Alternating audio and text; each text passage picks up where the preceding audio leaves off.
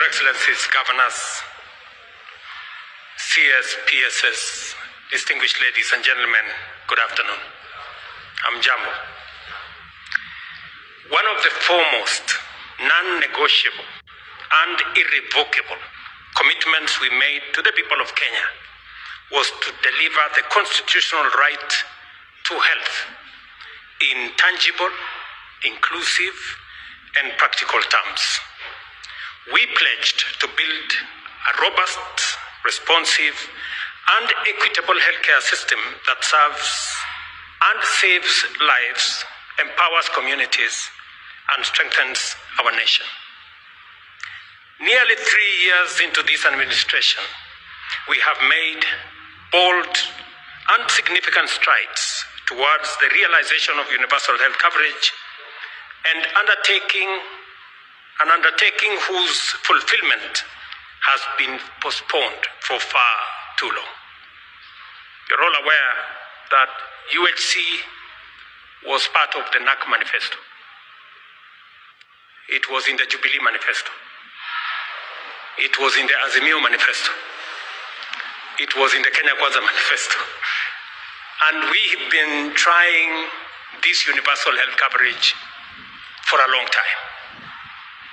The governor of Nyeri just said that his county was among the 4 counties that worked as trial counties on universal health coverage. But at that time, we didn't succeed. Our vision is being realized through comprehensive health financing reforms, the digitization of health delivery, and the development of a skilled and motivated workforce. To anchor this transformation, you will recall that I signed into law 4 critical pieces of legislation in 2023.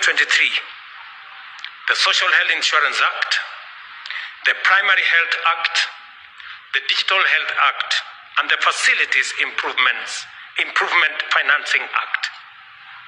I must thank the Council of Governors and the counties and both houses of Parliament for working with me in making sure that these pieces of legislation were enacted to form a solid foundation for the delivery of universal health.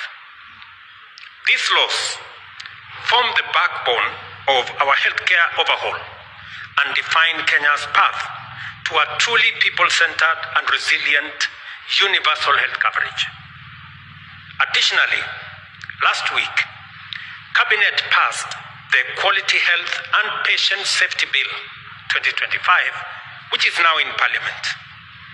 This bill aims to end malpractices through strict licensing, clear standards, and a new Quality Healthcare and Patients Safety Authority to enforce patient safety and accountability. This law was supposed to be among the 5, but our hands were full at that time, so we decided to carry on with the 4. But now I am happy that Parliament is seized of this law, and shortly we shall actualize its passage. Ladies and gentlemen, today marks yet another decisive milestone as we officially launch the National Equipment Service Project, a transformational and innovative initiative that is set to revolutionize healthcare infrastructure and service delivery across Kenya. This project is a 7-year strategic initiative aimed at upgrading and modernizing medical equipment at both national and county healthcare facilities. It will ensure that hospitals across Kenya are equipped with cutting-edge diagnostics and treatment technologies accessible to every Kenyan wherever they live. Through this program, we are shifting from a fragmented and costly medical equipment supply system to a smart, collaborative approach to healthcare delivery. As was said by the chair of the council, this is a joint project, a joint program, a joint undertaking between the national government and our counties. And it is because I realize too well that health is a devolved function, and we need to harmonize between policy and delivery. And I'm very proud of the cooperation that I have enjoyed, my administration has enjoyed with the Council of Governors in making sure that together we deliver on this promise, constitutional right of health to the people of Kenya.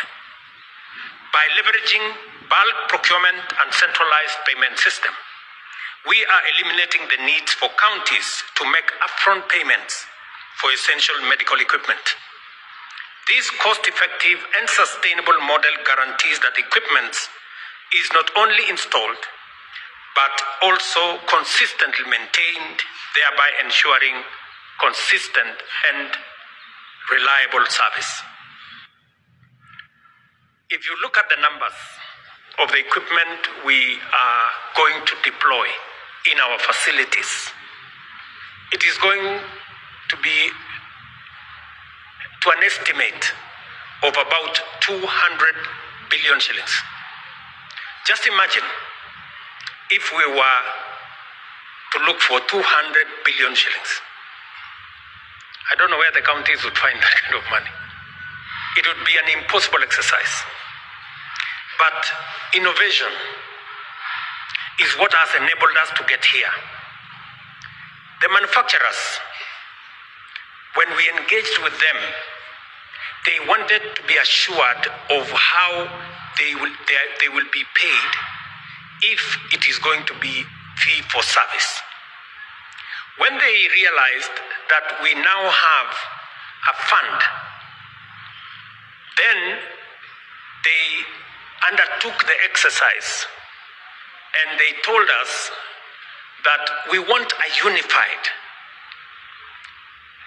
payment system, that they will not have to go to this county and this place and that governor and the other person to be able to get paid for the services they will have offered. And that is why, again, we sat round a table with the Council of Governors and we agreed on the IPA that now gives us the wherewithal and the ability to be able to service these equipment in terms.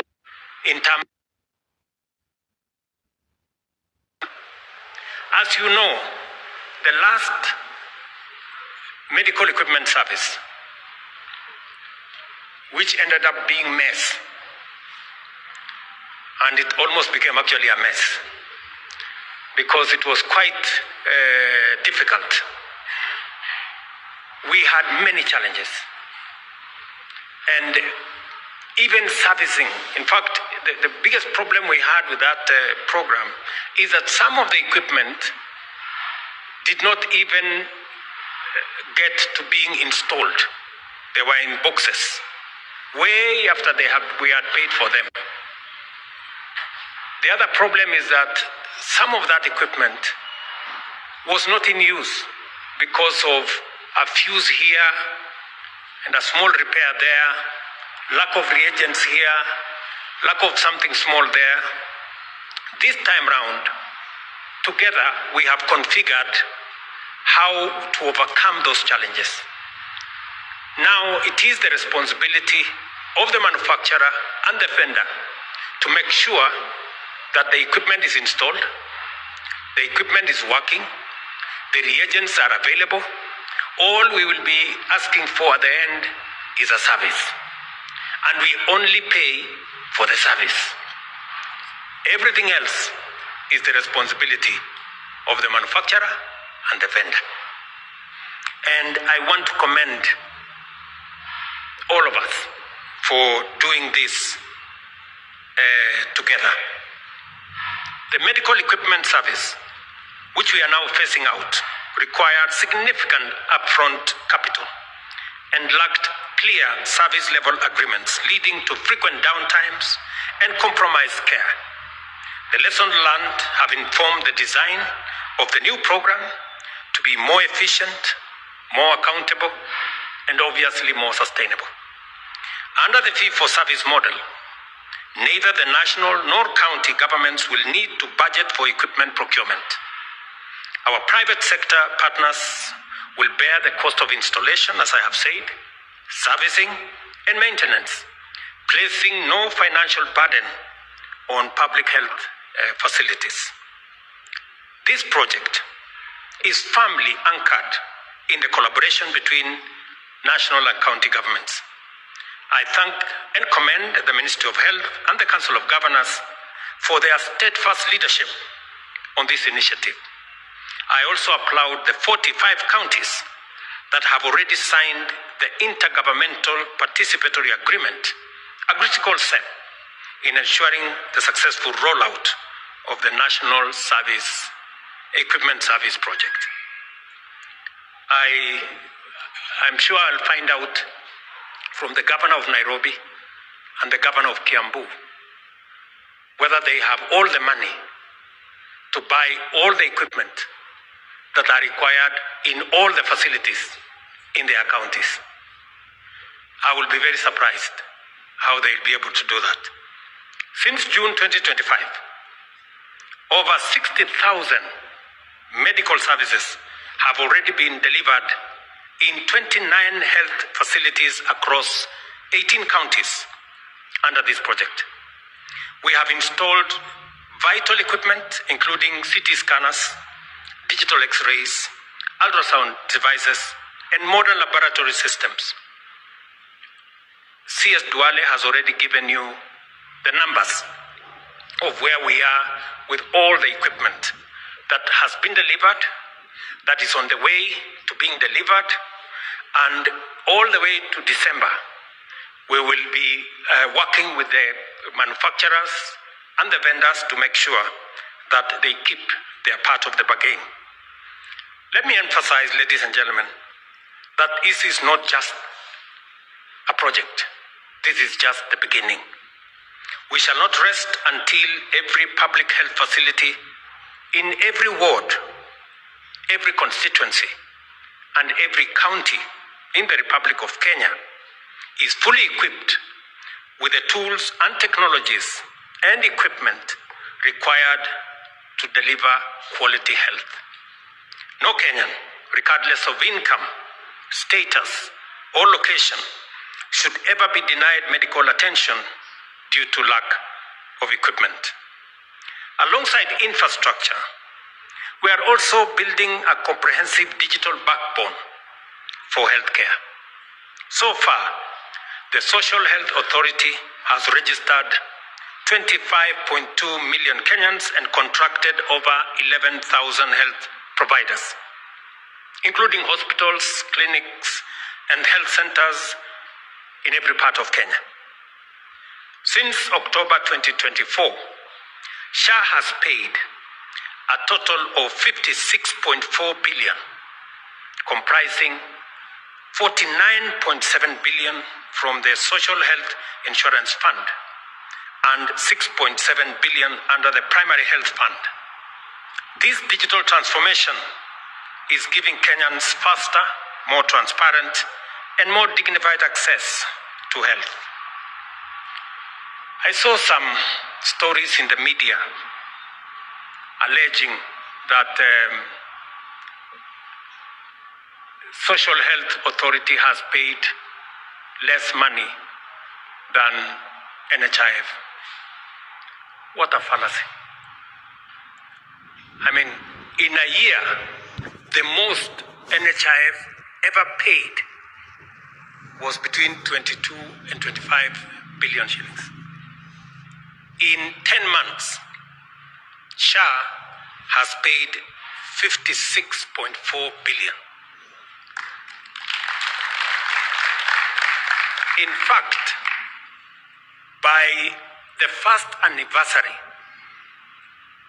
SHA will have paid 3 times what NHIF ever paid in 1 year. So I request the peddlers of narratives to check their facts, because facts are very stubborn and numbers tell the story more than words can. Let me also say this, that we are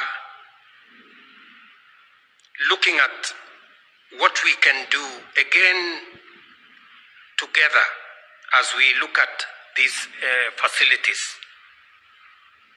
How do we make sure that no Kenyan is left behind because of income? I just had a meeting this morning with the leadership of our borders, and we have shown them the difference between what was offered under NHIF and what is being offered under SHA. And the difference is like day is from the night. And it is because we realized that we want to lift the most vulnerable in our society. We want to give opportunity to the people who are most vulnerable so that we can move along with them as we make our journey into the future. Allow me, at this juncture, to address something of serious concern to many stakeholders in the healthcare sector: fraud. Yes, fraud. There are those who have exploited or are still attempting to exploit our healthcare system for personal gain through fraudulent claims. The digital infrastructure we have put in place is secure, intelligent, and highly resilient. In fact, we are in the process of installing artificial intelligence to help us with the delivery of this service. It is built not only to deliver service efficiently, but also to detect and to eliminate fraud. If you are trying to game the system, and there are many who are trying, be aware, you are already in our radar. The system is flagging such attempts, and investigations, as I talk to you, are underway. In due course, and the very near future, the outcomes will be made clear to all, and fraudsters shall face the consequences of their criminal actions. There are facilities that we have no option but to shut down because they are a theater of theft and corruption and fraud. You cannot describe them in any other language. There are health professionals that we will not only cancel their licenses, but we will prosecute them for what they are doing. Because we will not, and I will not allow the fraud that brought down NHIF to follow us into our universal health coverage that we are rolling out. And I know there are many attempts by all manner of people to try and say, oh, you know, this facility and that facility belongs to this man and the other man and the other person, the other person. There is no facility which belongs to no person, no individual that can perpetuate fraud and go scot-free. It's not going to happen. Let's just be, if it is owned by a public official, if it is owned by whoever, we must stick to the straight and narrow. Allow me, good people, to say another two things. We have those in our midst that are not able to pay.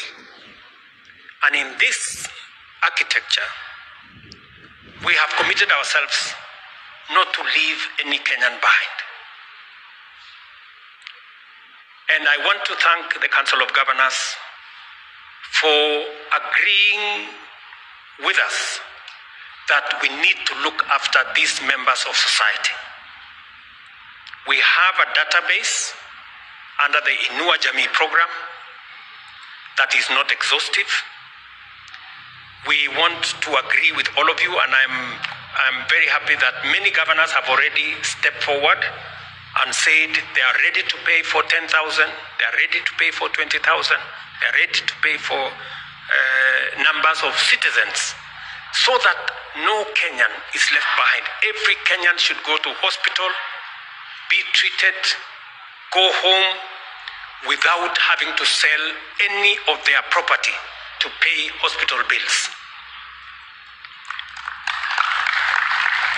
Ladies and gentlemen, excellencies, let me persuade you that health should never be a privilege. Health should always be a right for every citizen. And it is my responsibility and yours. We share equally that responsibility to make sure the dear people entrusted to our leadership in the Republic of Kenya, none of them is left behind. And that is why I want to persuade us. We are willing to, we are actually going to help. And we all know that when we say we are paying for indigents, there will be people who are not indigents who will want to come and be paid for. We have a means testing instrument that will help all of us weed out the people who don't deserve. So I am asking every county to forward to us the people you want to pay for. We will vet for you, and we will tell you these ones, because we have an objective. We've gathered a lot of data, and we have gathered a lot of information, and we have many algorithms that will help us know that this person has sufficient income to pay for themselves, this person does not. We are going to help you so that we can share the responsibility of paying for indigents between the national government and our counties. I don't know whether, Mr. Chairman, I have your concurrence on this matter. Thank you very much. I knew the answer. In politics, you don't ask a question you don't know the answer, because you could get into trouble. So, if we can expedite, that exercise and make it sooner rather than later, we're also going to agree on how we are going to treat the indigents. There will be those that will be paid for, and every person will have a rate depending on their income. There will be those who will be at the base, which is 300 shillings. There will be those at 400. There will be those at 500, like that continuously. So we will work with you in that process. Then the second thing I want to bring to your attention, and as I do so, to ask for your leadership as county governors. You know that primary health at level 2 in our dispensaries, in our health centers, and in our level 4s, the ones that provide outpatient service. You know very well that that service is available for free for every Kenyan who is registered in SHA. Let me repeat this.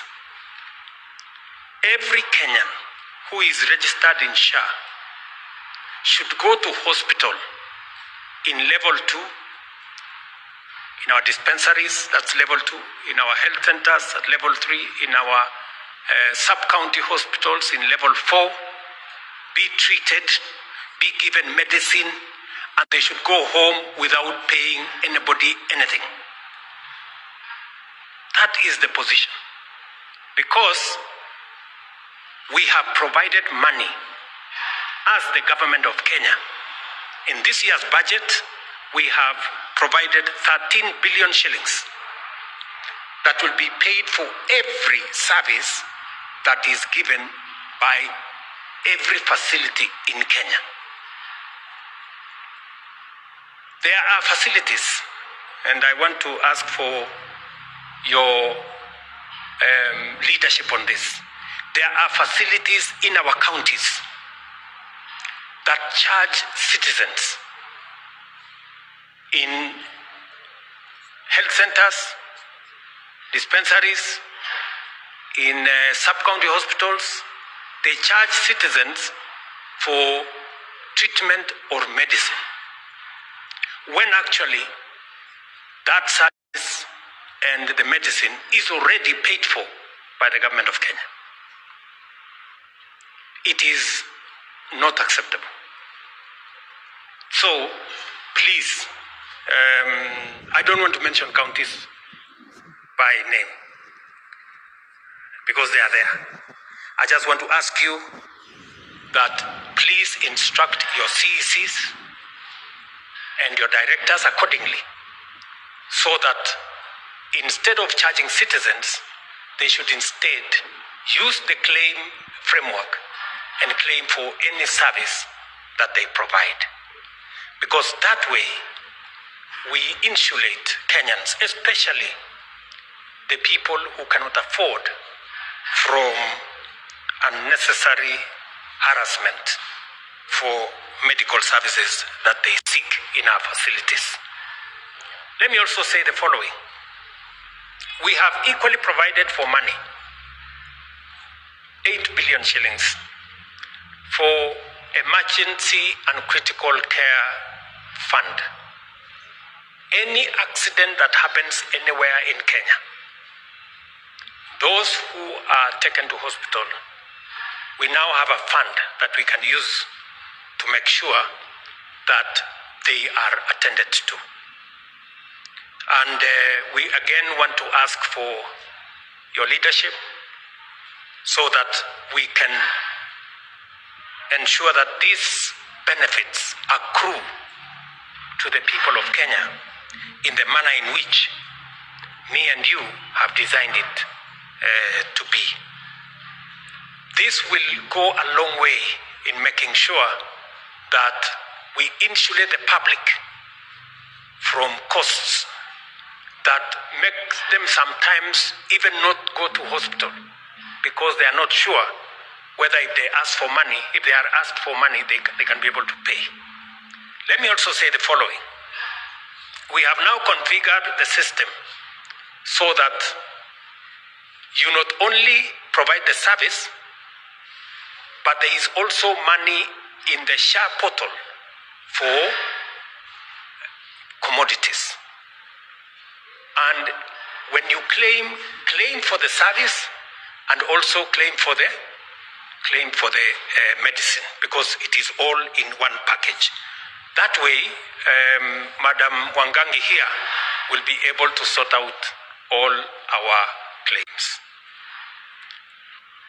I wanted to use this forum to seek your support in making sure that we roll out efficiently, effectively, and in an accountable manner this service that we co-designed together. Let me conclude by calling on all of us, my team at the Ministry of Health, all governors, health officials, private partners, and frontline workers to own this project install the equipment promptly, use it effectively, and ensure continuous maintenance. And let me also say that as we do this again together, we must appreciate that health is a shared responsibility, and only through unity and commitment and vigilance will we unlock the full potential and promise of this National Equipment Service project. I will be looking forward shortly to the engagement so that we can deal with the Kenyans who cannot afford the indigents. I think that is a matter that is urgent to all of us. And also to ensure that as we roll out this program, we do not allow fraudsters and people who do not mean well to take advantage of the system, or even those who know what is right and they want to do the wrong things by charging citizens for a service that is already paid for by the government of Kenya.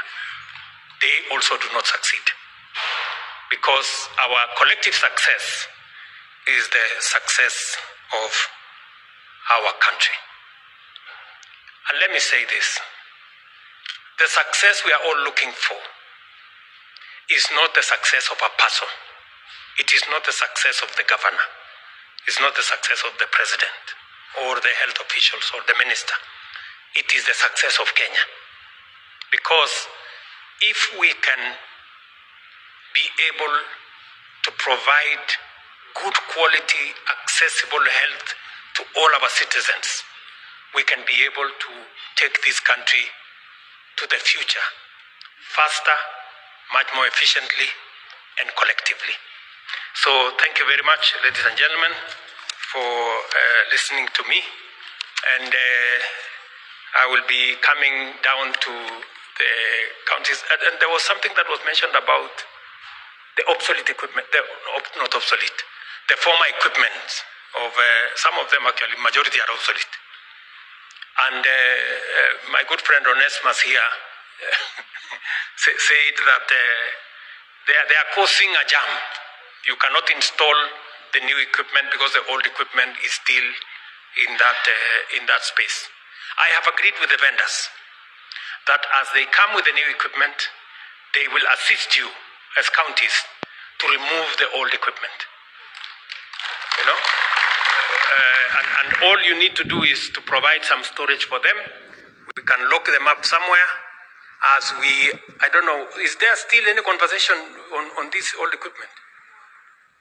There are people who still want to have a conversation with the old equipment. And mi nilijiondoa zamani kwa hiyo maneno ya old equipment. Sasa nyinyi kama mnataka kuendelea kuongea, hiyo ni mazungumzo baada ya mambo ingine. Lakini mimi tulimalizana, si ndio? Huyo ngati hawezi kubali, lakini tulimalizana. So wacha kila mtu sasa ajipange vile atajipanga.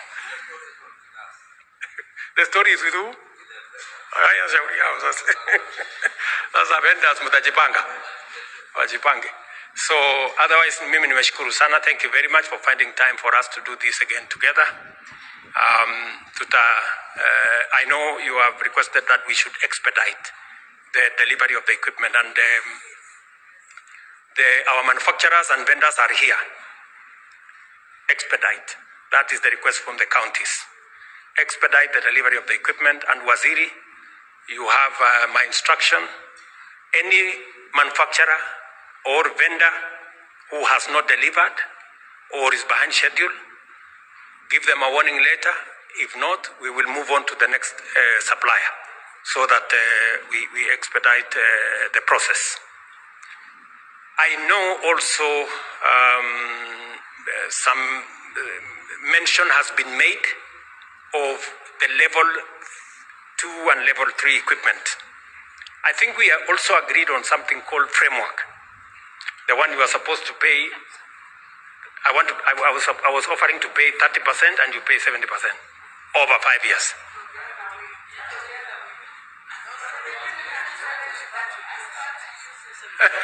No, that is not the agreement. No. You know, you want to shortchange me now. That is not the agreement. I remember very well. And you know, this is what I said, that I will pay the 30% upfront, but you will pay the 70% over 5 years. You know, it's a very fair deal. And you see, I don't have to. It is your equipment. I'm just helping because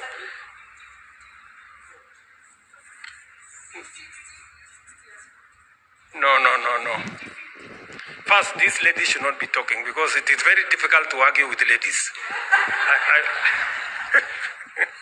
They use intimidation. So we will, I think we made a deal. If there is need to negotiate that deal, let's have another conversation. Nyuma ya tent. Tutaenda huko nyuma ya tent, tutaenda kuongea how we need to do that. But my instructions to the ministry is that framework agreement, if it is not moving in the manner in which we agreed, let us re-advertise if necessary. So that, because I want also, because as has been said here, there are conditions like cancer that we need to attend to at the very earliest possible time. Yeah, so again, we should be able to do that. Is that okay, Bwana PS? Yeah, so again, I know there is a team which normally works collaboratively between the ministry and the council. If you can engage, and then we see how to take that forward. Otherwise, I cannot find a better way of collaboration than what I see between the Council of Governors and the government of Kenya at the national level. I mean, it just points to leadership. We all know that we are serving the people of Kenya. It is not who gets credit. And for me, I am not interested in credit. Everybody should take all the credit. Whoever wants credit should have it. But let us just do the program. I think that should. So let's do this together. So please, my team at the Ministry of Health, let us expedite. Your Waziri and your two PSS, please, we expedite. I think that is the language we are getting from the Council of Governors. Let me also say that you have my commitment on making sure that we deliver on health commodities as well. Bado tuko na mazungumzo kidogo kuhusu KEMSA. As I told you, we have provided additional financial infrastructure for KEMSA.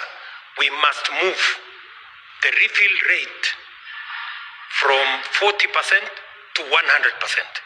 We must do it. And we must do it in the next 3 months. It must be 100%. No citizen should go to any facility and fail to get medicine. Because you all understand, tukiongea na wananchi kwa baraza, tukisema tu hospitali, wanasema hakuna dawa. Si ni kweli? So this hakuna dawa thing, we must deal with it. And I have given very clear and very firm instructions to KEMSA. The CEO is here. You know what stands between you and your job. I have told him. Sijamwambia mambo ni matatu, lakini I have told him something. I have told him something. So, my good friend Wako, yeah, the refill rate must be 100% in the next 90 days. You have I have given you all you need. And Waziri has given you the support, all the support you need. The board has given you all the support you need. And these county governors, their first port of call when they are looking for medicine is KEMSA. So don't let them down. You know? And you are paying your debt, yeah, to that place. But we just need to agree. We just need to agree that the same way we are agreeing that let us pay for this equipment without going through hoops and jumping, hoops and corners, let us also see how we are going to, and I know there is a present engagement to see to it that we pay KEMSA using SHA. We agree on what kind of agreement that needs to be put in place. Chair Emeritus, umesikia hiyo nimesema?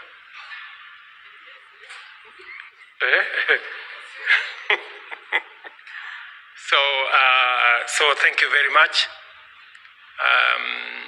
Let me also say the following. Sorry, the older you get, the more stories, many things you remember. Many governors had asked me about matters to do with bursaries. I know you now know that we have provided a framework agreement which we have signed, and because the same way we are working together in health, we are also working together in education.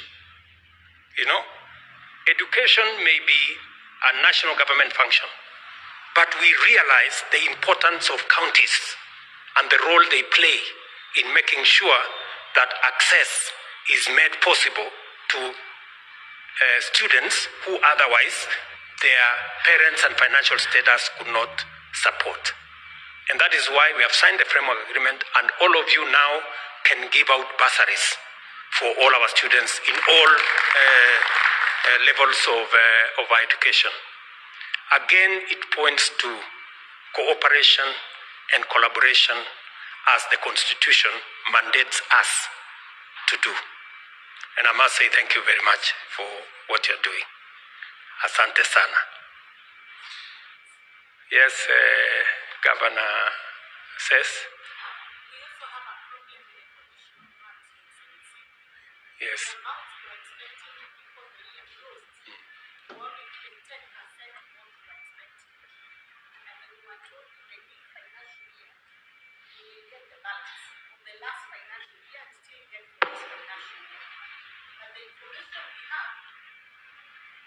Especially from agriculture, is that they are not giving us any more. Let me give you an example. I was expecting 152 million under NAF CDP, and we had already done all the preparatory work for the things we were to do. We had engaged the farmers, the SACCOs at the ward level, vaccines. Now we received 38 million before the end of the financial year. And our guys were called, the chief officers in charge of NAF CDP, and told, by the way, this is all you should expect. There will be no more coming from the last financial year. So we don't know why Treasury has decided to withhold that money, Your Excellency. And na tulikuwa tumepanga yote, Your Excellency. So we look like we have cheated our people. Okay. Yes. No, Excellency, I think you get it. We had this discussion. Yes. What was passed as the C-GAP, which became the County Additional Allocation Act, yes, was not fully appropriated in the national government budget. And there's the question of the ratios that we had to meet. You understand? I understand. Yeah. In fact, we had a conversation on that matter. Because I think, again, this is a matter we should take offline so that we can have a conversation. What I can guarantee you is that all the money that we needed to pay by end of this financial year on all the other matters was disbursed. True or not true? We disbursed all the money. So we need now to come and have a conversation on this additional conditional grant, so that we can find out whether it is the donors or what, and then we can see how to deal with it. Sawa.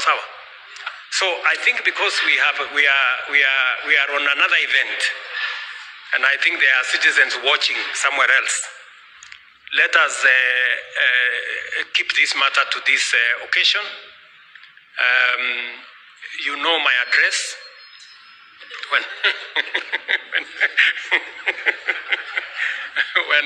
when you want to engage me, and I normally, I'm very generous with appointments going to governors because I know you run our counties and you need attention whenever you do. So we will, and by the way, we will be attending the devolution conference on next week.